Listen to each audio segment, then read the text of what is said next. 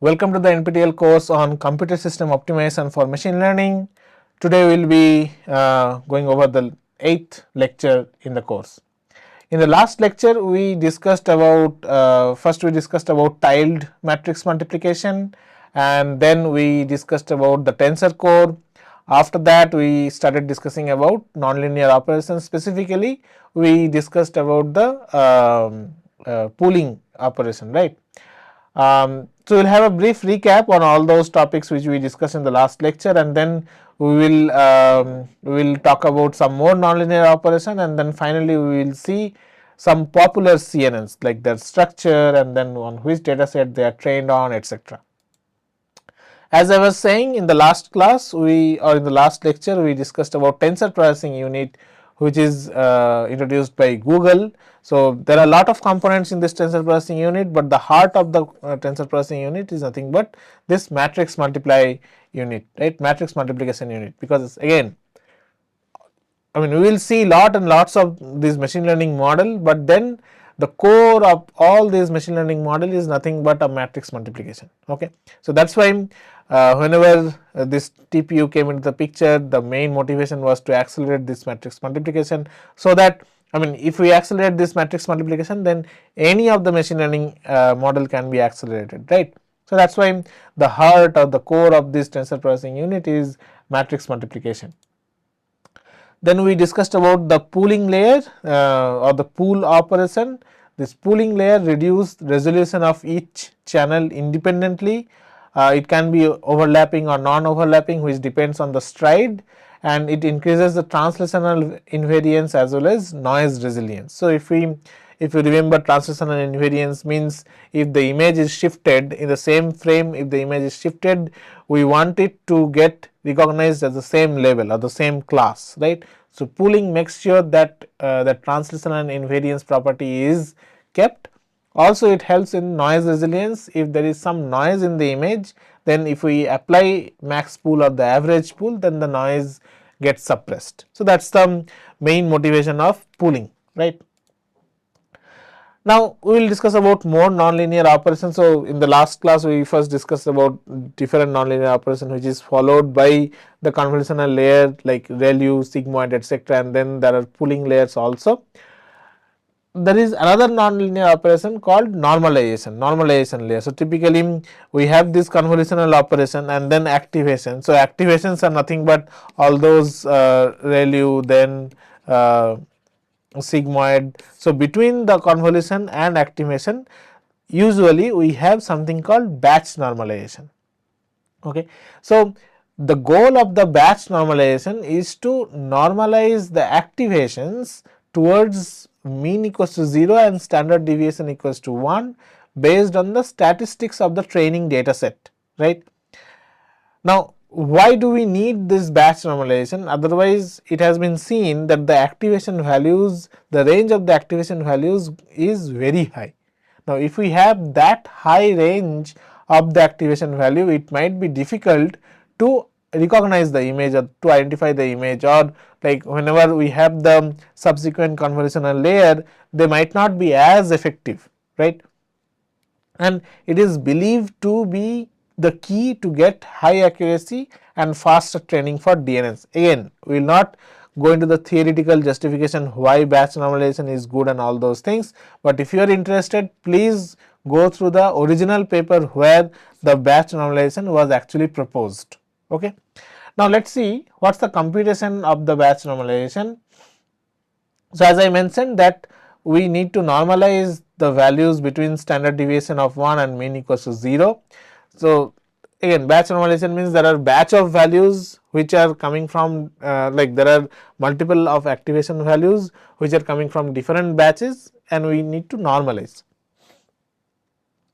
Now, let us say x is nothing but the array or the numbers from different batches, and mu is the mean of this value, and that is divided by square root of sigma square plus epsilon. Now, if we do this, then mean of this new data row, I mean x is the one row of value or the one batch of value, right.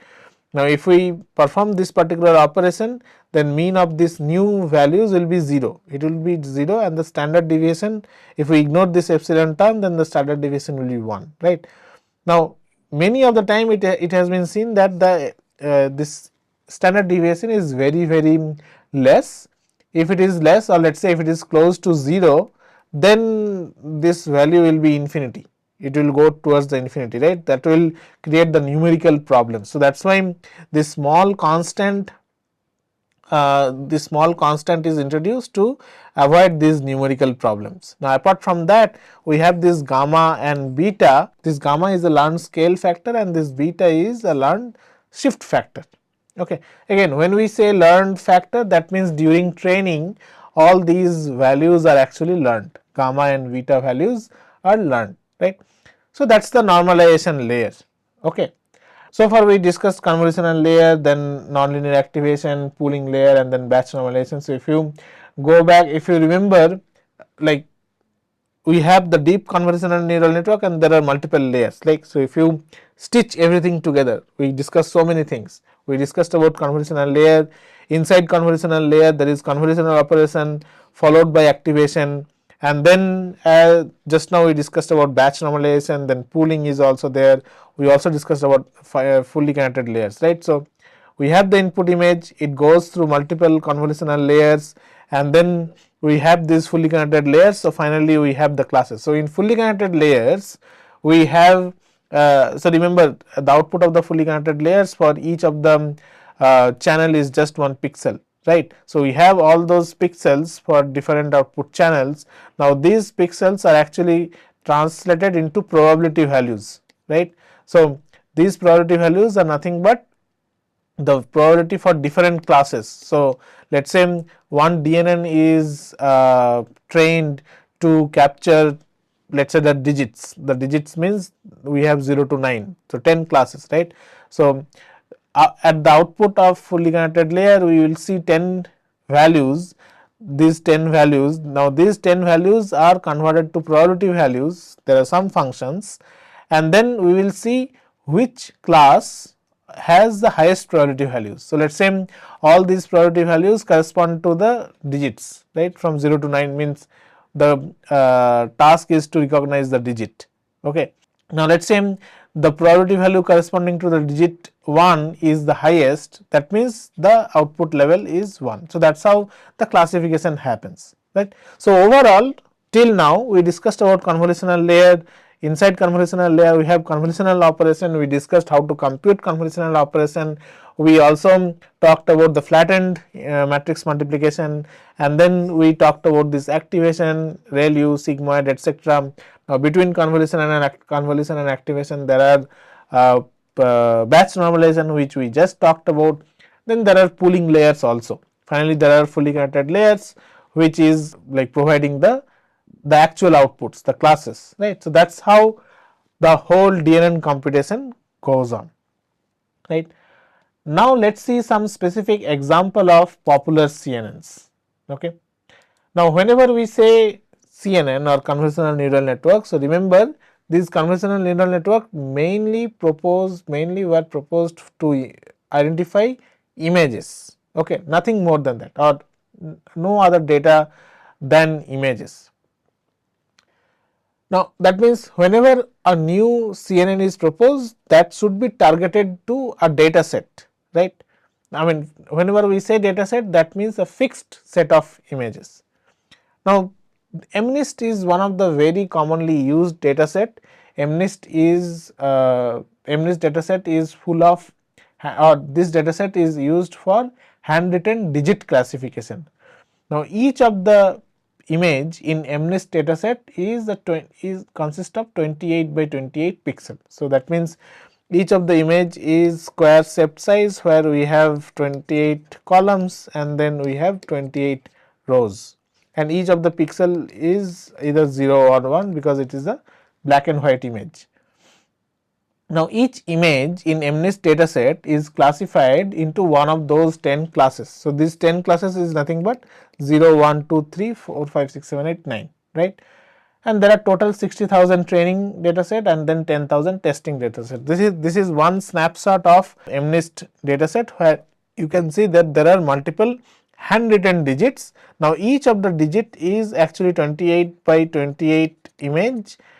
They are black and white image, and the task is to recognize the digit. So let us say this will be recognized as 7, this will be recognized as 3. So we have to develop one deep neural network or one convolutional neural network which will successfully recognize this successfully recognize the digits in this MNIST data set. Okay. Now whenever we have a data set, the data set has to be split into training data set and testing data set.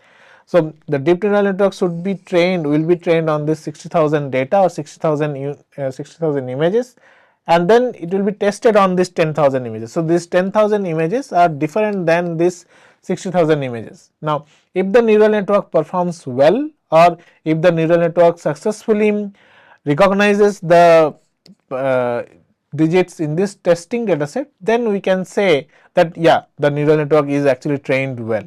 If it is not, then we cannot say that, right. Now let us see how it works. So ELINet 5 was one of the very first CNN which was introduced to perform well on the MNIST data set, or this is ELINet 5 is actually introduced to classify handwritten digits. So it has two convolutional layer, two fully connected layers. There are total 60,000 weights and then total 341,000 multiply and accumulate operation. Now in this MNIST data set, sigmoid is used for nonlinearity, right. So this particular figure, this particular image is actually showing how the ELINet 5 CNN looks like. As you can see that we have different input feature map. So first we have this 28 by 28 image. So sorry, the input is 32 by 32, and then this first convolutional layer have 5 by 5 filters. That means this 32 by 32 image will get and let us say the stride is 1, will get translated to 28 by 28 feature images, and most likely there were 6 filters. So that is why there are 6 channels, and then there is a average pooling. After that again we have 16 5 by 5 convolutional layer, then again we have average pooling, and then there are some fully connected layers. So as I told that there are 2 fully connected layers. So you can see that there is this is one fully connected layer and this is another fully connected layer. So finally there are 10 outputs. Now these 10 outputs are nothing but 10 probability values. Okay. Now from these 10 probability values, so these 10 probability values correspond to the probability values for different classes from 0 to 9. Any of the class or which of the class has the highest probability value, that corresponds to the final label. So let us say the digit 3 or the class 3 has the highest probability value, then we can say that the final label is 3. So that is how this ELINet 5 works. Okay. Now the main thing, like look at this number of weights and number of multiply and accumulate operation. I want to draw attention on these number of weights and number of multiply and accumulate operation, because they are the key interesting point for this course. Okay. If the number of weights are more, if the number of multiply and accumulate operations are more, then the CNN will take more and more time to execute, right. It is like no brainer, correct. Now that is one thing. Of course, the number of multiply accurate operation is more, it will take more execution time. Now how about the weights? If the number of weight is more, then again all those weight values has to be transferred from the main memory to the cache or to the processor at some point. So if we have more weights, then it will take more time to transfer all the weights to the processor. And remember, not necessarily our processor have space, or the L1 L2 cache will have space to hold all the weights. So we have to do some tricks, or we have to reorganize the computing in such a way that we are not loading all the weights at a time, but we are loading in such a way that computations are getting done and then the next set of weights are getting loaded and all those things. So we will see many optimizations in that particular space. Now that's all about AliNet 5. Now let's see how the AliNet 5 actually works. So let's say this is the input. So as I was saying that AliNet 5 is curated for recognizing handwritten digits, right. So let's say this is the input 0, then so this particular images are showing the output for of different layers. Okay. So these are the output for different for the first layer. So if you remember, the first layer has I think 6 channels. So that's why we have 6 output feature map for first layer, and then this is the output for layer 3, this is the output for layer 5, and so on and so forth. So AT&T developed this AliNet 5 CNN, and then finally the answer is 0, right. That is the, I mean, that is how it got detected, correct. Now again, I mean, there can be like no single, I mean, we might not have a single digit number to identify. So in this case it is shown that there are 2 digits we need to identify, which is like 12, like we have a number 12. So it internally first segments the image to get this 1 and 2, and then they are fed to the AliNet 5 dataset. So again, this is the output of the first layer, this is the output of second layer, third layer, and so on and so forth. So finally the answer is shown as 12. So that's how this AliNet 5 works. Okay. Now that MNIST is one of the data set which is actually treated as a simpler data set, because it's only there are only 10 classes, and there are all the images in the data set are also black and white, right. Now this ImageNet is one of the data set, or one of the early image data set which is considered to be big for image recognition task. Now this ImageNet, as I just told, it's used for image classification. Now each of the image is a 256 by 256, or each of the data in this ImageNet dataset is of size 256 by 256. They are RGB images. There are total 1000 classes. I mean, these classes are like day to day objects which we encounter, like aeroplane, horse, dog, building, car, etc. Now this particular data set is big. It has total 1.3 million training data, and then 100k or 100k testing data set, right. Now for ImageNet, whenever this ImageNet dataset came into the picture, they also introduced a challenge which is known as ImageNet Large Scale Visual Recognition Challenge, ILSVRC. So this challenge is like, bring your own CNN and then show that your top K accuracy is better than state of the art CNN, then your CNN will be the state of the art CNN. Okay. So accuracy of classification task reported based on top 1 or top 5 error. Now remember this term, top 5 error. Now let's spend some time on understanding what do we mean by top 1 or top 5 error. Top 1 error is simple. So let's say we have this 100k testing data set, and then you have your own convolutional neural network which you brought, and then you test on this 100k testing images. If out of these 100k images you get 90k images correctly classified, then the top 1 error is only 10%, right. The accuracy is 90%, the error is 10%. Now top 5 is something interesting. So as you remember, I was saying that in the classifier layer, so at the output of the classifier layer we will have the probability values. So in this case, if we have 1000 classes, then we will have like 1000 probability values, right. We have 1000 probability values. Now whichever probability value or whichever class has the highest probability value, that is the class which we classify the image as, right. Now that is the top 1, like we are just taking the highest probability value, or we are just taking the class which has the highest probability value. But your CNN might be very close. So there can be more than one classes whose probability values are close to each other, and they are kind of high, right.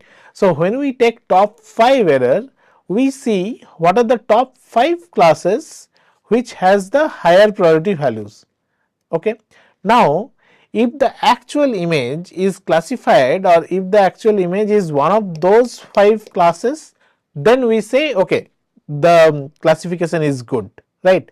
So, definitely top 5 error will be less than top 1 error, okay, because and of course, if we are classifying top 1 correctly, then definitely top 5 will also be classified correctly. Now, on top of that, some of the thing which got classified wrong with top 1 may get classified, or we may say as a correct classification if we take top 5. So, that is the concept of top 5 errors, right. Now, with this ImageNet data set, there many CNNs actually got evolved. AlexNet is one of the first CNN which was the winner of this ILSCVR 2012. Okay. Now, it uses something called local response normalization, but overall it has five convolutional layers, 3 fully connected layers. It has total 61 million weights. So, remember the number of weights got increased. For AliNet 5, the number of weight was just 60K, right. Now, for AlexNet, the number of weights are 61 million. So, that is like straight away 1000 times increase in number of weights. Now, since we have the increase in number of weights, we will have increase in number of max also. So, the number of max in AlexNet is 724 million. So, AlexNet also use ReLU for nonlinearity. Again, this particular figure, you can go ahead and read this original paper by Krzyzewski, which was published in NewDips 2012. You can see that this is the like structure of the AlexNet. Again, there are like max pooling layers between the convolution, then there are different types of convolutional layer. When I say different types of convolutional layer, that means the parameter of the convolutional layer, the number of filters, number of channels, etc., are different, right. So, finally, there are like fully connected layers. As I was saying, there are total 3 fully connected layers. So, remember, there has to be fully connected layers, because those fully connected layers will convert the 2D feature maps into pixels or into the numbers, into discrete numbers, which will be converted into probability values. So, there has to be fully connected layers. So, yeah, AlexNet was one of the initial network which was like ILSCVR challenge winner. It won the challenge in 2012. And then yeah, this particular slide is showing different parameters of different parameters for different layers in AlexNet. Like layer 1 has 96 filters. So, now you see the number of filter is actually much more than AliNet, right. Layer 1 has 96 filters, where each of the filter size is 11 by 11 by 3. Layer 2 has 256 filter, where each filter is of size 5 by 5 by 48. See the number of channels, it's too high, right, and the number of filter is also too high, correct. So, again, I mean, I am just pointing these out because if we have more number of filters or more number of channel, then the computation is also much more, right. And if the computation is more, then we need to like we need to do something in the computation, so that, or we need to optimize the computation in such a way that our latency is less. I mean, right, we shouldn't block, or we shouldn't take too much time to recognize one particular image, correct.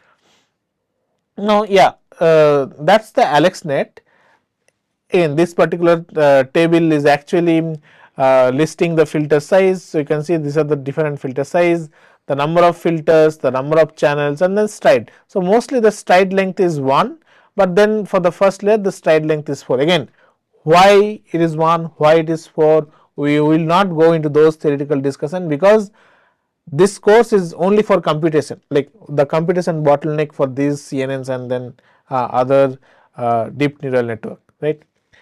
So, you can see that for different layer the number of weight is actually different, and then as we go deeper layers the number of weight is much more. So, specifically you can see that for fully connected layer we have like millions of weights for these 3 fully connected layers, right. And finally, you can see that there are scores. Scores are nothing but all those probability values, correct. Now, that was the AlexNet, where we saw that the AlexNet was the winner of ILSCVR 12 challenge. Then in 2015 VGG16 got introduced. Okay, so in VGG16 we have 13 convolutional layer, 3 fully connected layers. So in total you can see there are total 16 layers. Now look at the number of weights. It now became 138 million, right? In AlexNet we had 61 million weights, so double. Another important thing, number of MACs. Now it is 15.5 billion. In AlexNet, let me go to that particular slide. We had total MAC as 724 million, right? So it's almost like 100 times or maybe 200 times increase in number of MACs. MAC is nothing but multiply and accumulate operation. So remember, nothing is free. Even if it is one multiplication and then one addition, still it will take some hardware resource, still it will take some latency, right? Now if it is like 1 billion, it will take a lot of time. So apart from 16, there is a 19 layer version of VGG also, which is known as VGG 19. Now more layers means now we are going deeper, we are making deeper CNNs, right? So this particular image is showing the different input and output, different parameters of different layers. Different parameter will give us like different input and output sizes and all those things, right? Now I want to introduce one thing, I want to cover one thing in this lecture, which is known as stacked filters. So each of them DNN, like today probably we will stop at VGG, but then we will see that we will discuss more and more CNN. So each CNN has some unique property. Like LNet was simple, AlexNet introduced something called local response normalization, I guess. So VGG introduced something called stacked filter. Now deeper networks means more weights, that we have already seen. From 61 million it became 724 million. So that's like 10 times or 138 million, right? So that's like 2 times increase in number of weights. So deeper network means more weights. Now in VGG they introduced one concept of stack filter, where they use the stack of smaller filters 3 by 3 to cover the same receptive field with fewer filter widths. Let us see how it happens. So let us say we have this patch of image where we have this is a 5 by 5 patch, right. So we will apply one 5 by 5 filter to get one receptive field, right, or one pixel in the output, correct. Now 5 by 5 filter means we have total 25 weights, correct, right. So our goal is to have one number out of this patch, right, one receptive field out of this 5 by 5 patch. Now instead of one 5 by 5 filter, we can actually convolve the same patch with a 3 by 3 filter, with one 3 by 3 filter to get this 3 by 3 patch or 3 by 3 output feature map. Again assume that we have a stride length of 1. Now after that we can apply another 3 by 3 filter on the same patch to get this number, right. So what we did, we have a 5 by 5 patch, our goal is to get one receptive field out of that 5 by 5 patch, correct. One option is, of course, we can convert that 5 by 5 patch with a 5 by 5 filter to get one output. Another option is, instead of one 5 by 5 filter, we can do the convolution twice with two 3 by 3 filters, right. If we do this, then we are again getting the same one output. I mean, it might not be the same, but we will get one output. Now the advantage is, in 5 by 5 filters we had 25 weights, but then if we use two 3 by 3 filters, then we have just 18 weights, right.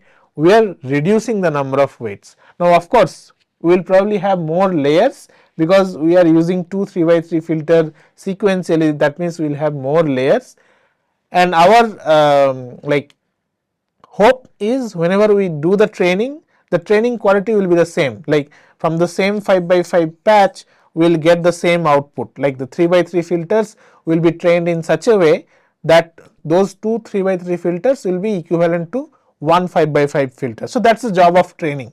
But then the advantage is in one 5 by 5 filter we have 25 weights, but then if we have 3 by 3 filters we have only 18 weights. So that's a reduction of like 7 weights, which is very important in terms of hardware efficiency. If we reduce the number of weights, then less number of weights needs to be fetched from main memory, and then the computation time will be less, and so on and so forth. So this is one of the trick which VG16 introduced. And then of course, again I would strongly suggest that go and check the paper and then see how this kind of optimization actually helped to reduce the computation time of VG16. Okay. So that's all for this lecture. In the next lecture we will again see some more type of CNN, like what's the philosophy of different convolutional neural network, and most importantly what's the implication on computation, right? I mean, of course different CNN came and then they improved the accuracy and all those things, but they also have a effect on computation. That we will see in the next lecture. Thank you very much.